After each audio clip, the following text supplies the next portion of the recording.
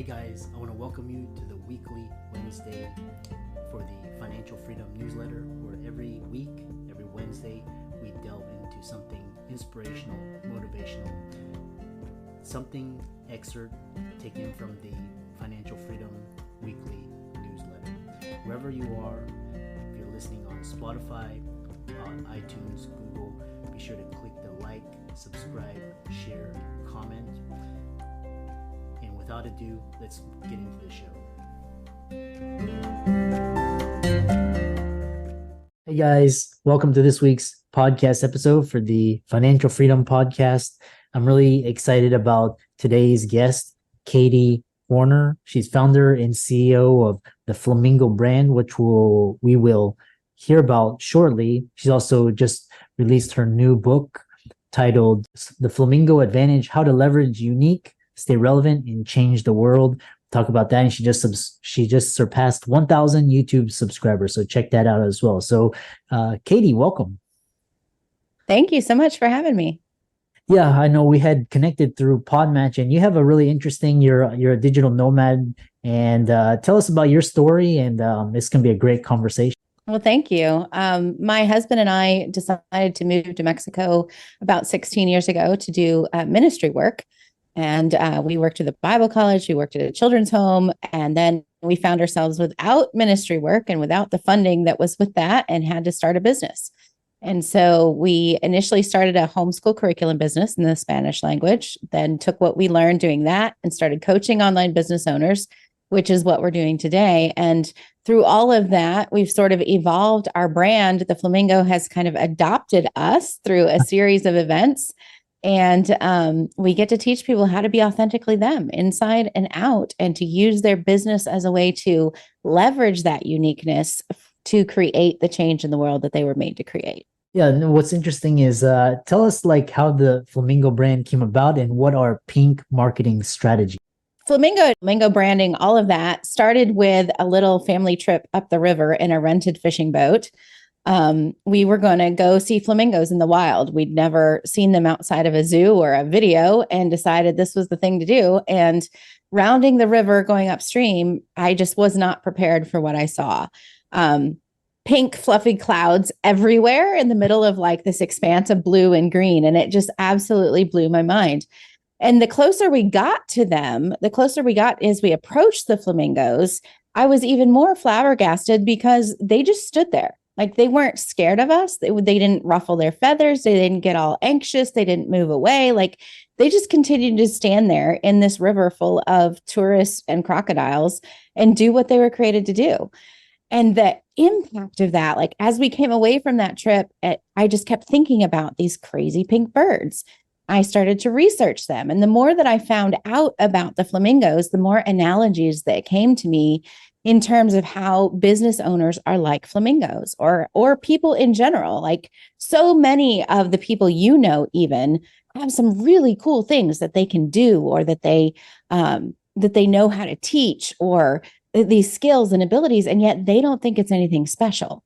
Just like the flamingos don't even think about being special out there, and yet to us it's so amazing and odd and unique and crazy, right?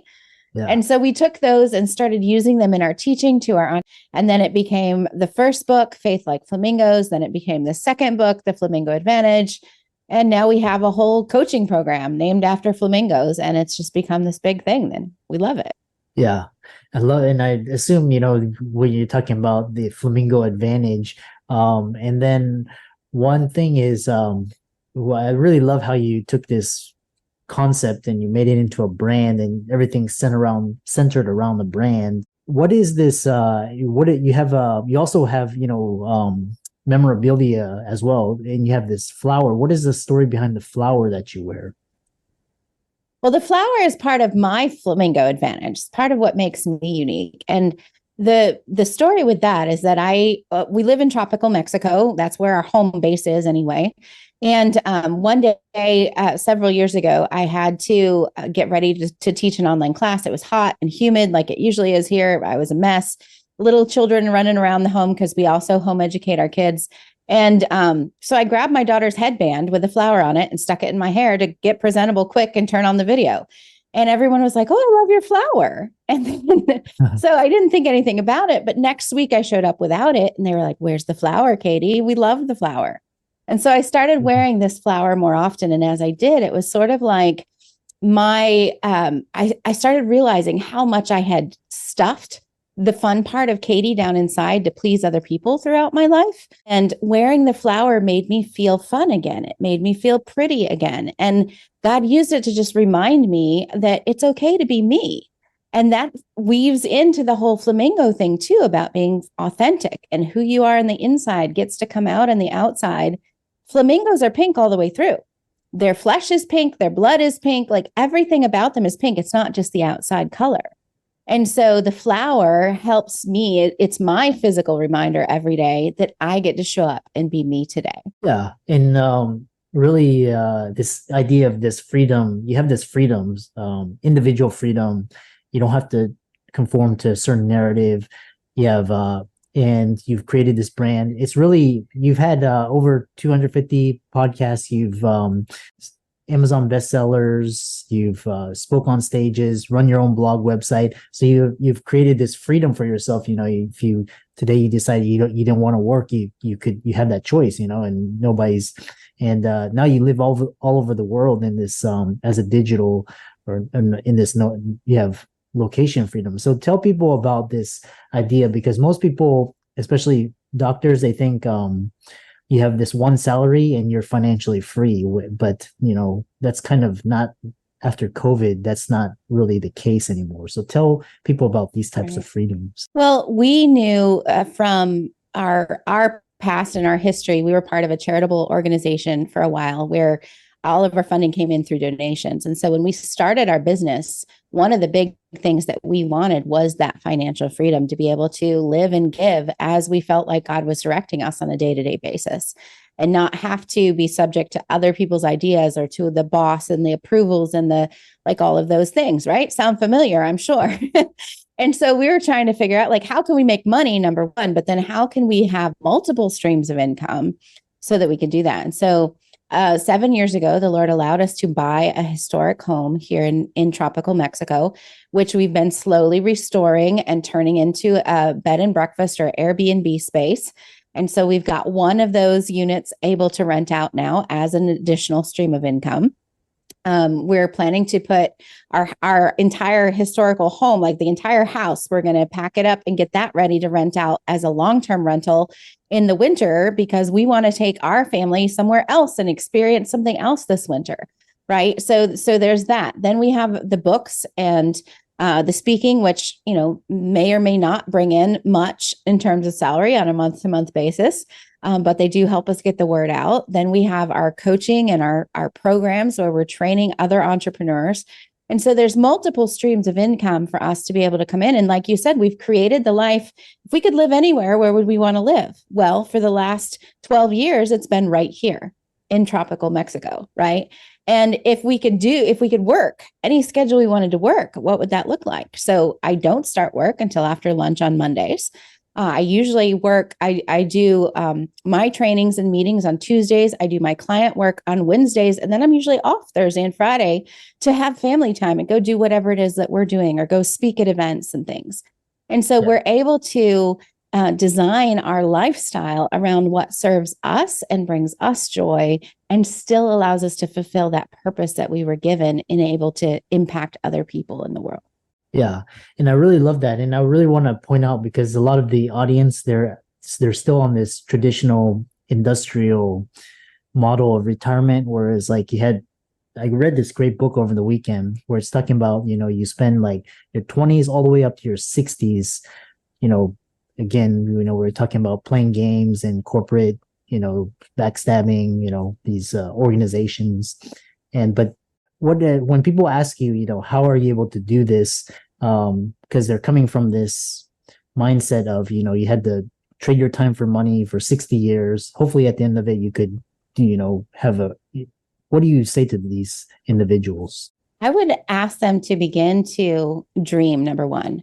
Like, forget the time for money equation, and just, like, if you could do anything in the world that you wanted to do and get paid for it, what would you do? And then when you have that answer in your head, like then start asking, how could I do that?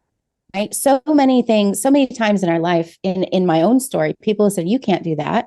Or how could you do that? Right. And it's sort of this like aggressive, like putting you down thing, squashing your dreams. If God has put that in your heart, like go after it. Right. Like don't say, I can't, say, how could I? And we do this with our kids too. Instead of saying, oh, we could never afford or we could never do, like, don't say that. Like, stop. And what if we could? What would that look like? What's the first step to get there? Right? How could we just up and move to Mexico with a 6-month-old child? Well, the first step was saying, what would that look like? And what's the first step? Right? For us, it meant that we didn't buy a house, we rented because we wanted the freedom to up and move when we were ready to go. Right. And so things like that, like what if you sold your house and started renting so that you could live nomadic if you wanted to when you got your finances in order? It's just dreaming and then asking yourself, what's the next step? Yeah. And the more I talk to entrepreneurs, just, through this podcast and, a lot of reading and just through masterminds, the more I talk to people, it's like the whole mainstream, like 95% of people are sold this narrative, and it's kind of like this fairy tale, and people have to conform to it. And then, when people don't have bosses, when people are entrepreneurs, they kind of look at you weird, and they're like, how is this possible? Or they look at you skeptical. So it's just quite interesting to see people doing things outside of the box. Yeah. Well, and I think that's a big piece in like imposter syndrome and allowing those I can't to hold you back. But if you look at like what's going to bring you joy and who are the people that you need to serve to do that, most of the people criticizing and commenting negatively are not those people, right? And so if they are not a part of your business or your business administration team, and they're not a part of the people that you're trying to serve, then why are you listening to them? I know we spend so much time trying to gain the approval of others that, we don't really know, or we don't know their story. They don't know ours. And it's kind of like, and most of the time they don't really care anyways. They're still in their heads and everybody's in their own world. So talk about leveraging uniqueness for growth, finding your unique advantage, finding your flamingo, as you say. Yeah. Well, I think some people would call this their unique selling position, right? Like what makes you different from all the others? And I have this saying that there's lots of other people in the world who do what you do. We need that. It's called market relevance, right? Like you have to prove there's a market for this. Somebody's buying it, somebody's selling it. And so it's okay for you to do something that somebody else does. But the truth is, nobody in the world does what you do like you do, right? And that's where we want to distinguish ourselves. That's where we want to find out what makes you, you. I just did a podcast recording on my show, the Flamingo Advantage, with a guy who is a coach, a life coach of sorts, but he's also an artist. And everywhere he goes, he wears these fun, funky shirts, right? Because that's his artistic expression. That's him coming out. And he just blends the two of those together. And sometimes he'll sell an art piece and it ends up turning into a coaching client. And sometimes he'll have a coaching client who sees something he's done artistically and buys one of his art pieces. And it all works together because he's not trying to separate who he is on the inside from what he does on the outside. And so you may not have a feather, you may not have a flamingo as your brand mascot, you may not be an artist, but there is something about you that is totally unique. Something in the way you were raised, something in your culture, something in your personal abilities or skills or talents, something in your education. Like there's something that makes you so unique. And this ties back to the flamingos too, Christopher, because every flamingo has their own unique voice. And so a flamingo will recognize its mate or its child or the other flamingos in its flock, its flamboyance, through hear voice. Right. And so all the flamingos might look exactly the same, but they know each other because their voices are different. So you may be out there in a whole flooded market of people who do what you do, but the people who need you are going to recognize your unique voice and they're going to come to you. You don't have to worry about the competition. Yeah, I love that. And, it reminds me of this great quote. It's like, don't worry, because most people like on social media, you see them and it's basically kind of engineered that way. They want to have a certain persona or perception, and just stay in your lane, do what you do, keep adding value. And, ultimately it's not a winner take all. It's more like we make the pie grow bigger. So very interesting. Talk about your recent book as well. You have a recent book, and talk about that and what it's about and how people can find it. And lastly, how can people contact you? Yeah, thank you. You can reach us at theflamingoadvantage.com, find the book, find me, find our social, everything's there, the podcast and all. But the book is also called The Flamingo Advantage. And the Flamingo Advantage is about leveraging your uniqueness in your marketing. It's a bent more towards marketing and business, but leveraging that, staying relevant and being able to change your world, because relevancy is being in the heads of your people. It's being up to the topics of what's happening right now. If you want people to listen to you and trust you and pay you for your services or your products, you've got to be able to reach them where they are, answer the questions that they're asking, like be part of the conversation they're having. And our world is shifting so rapidly that it's super, super important for us to know those strategies to stay in the conversations that our people are having, not yesterday's conversations, right?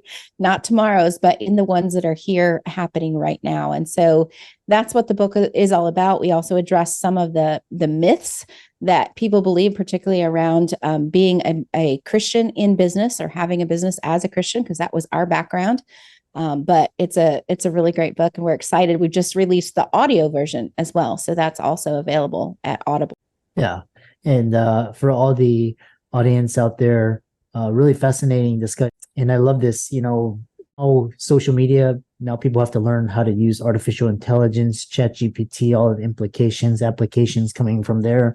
Really, it's going to be a fantastic. If you're ready and you have the skill set. And all of Katie's resources will be in the links and show notes as well. Check out her book, The Flamingo Advantage. It's on Amazon as well. And with that, thanks so much for coming on to the podcast.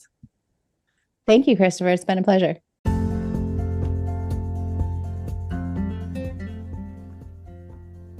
I hope you really enjoyed that wonderful, inspirational, motivational piece. Again, wherever you are listening, if you liked it, be sure to like, comment, share, subscribe. We're on everywhere: Spotify, iTunes, Google, Amazon, Audible. And without much ado, be sure to thank this show's sponsors, and we'll see you next week.